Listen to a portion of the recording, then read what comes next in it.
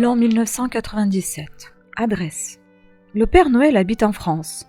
Il a même le plaisir de vous ouvrir les portes de sa maison à Poitéron, à l'orée de la forêt des Ardennes. Pourquoi diable aller au pôle Nord?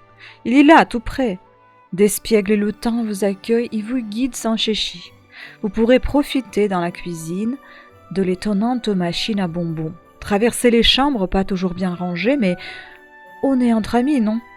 De la fine équipe, découvrir le précieux atelier à jouer. Et enfin, comble de l'émotion, vous trouvez face au vénérable hôte à la barbe blanche. Le bonheur est dans le bois.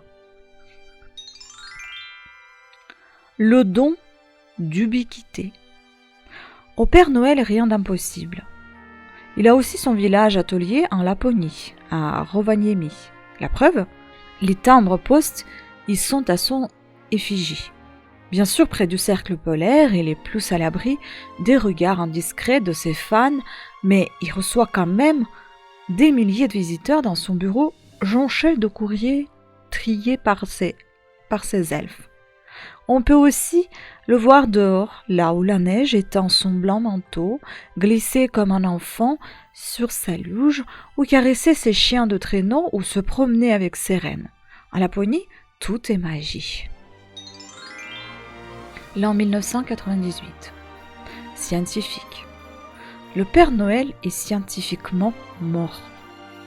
C'est la très sérieuse conclusion des experts qui ont pris la peine d'évaluer, à grand renfort de savants et minutieux calculs, la distance parcourue en une seule nuit par le malheureux pour apporter des cadeaux à tous les enfants du monde, sa vitesse obligée de déplacement de 10 millièmes de seconde pour passer d'une cheminée à une autre, et autres paramètres existentiels.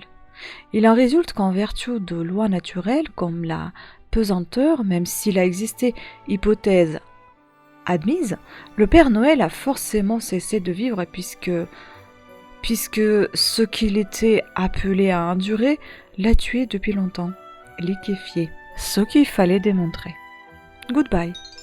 Non, il n'est pas ici question du Père Noël, mais des Spice Girls qui, même si elles ne sont plus que 4, s'inscrivent pour le 3e Noël consécutif au Guinness des records avec leur nouveau tube de Noël. En 1996, c'était To Become One et en 1997, Too Much. Noël de retour à Cuba. Suite à la visite du pape, le gouvernement cubain a donné son accord. Le 25 décembre redevient férié.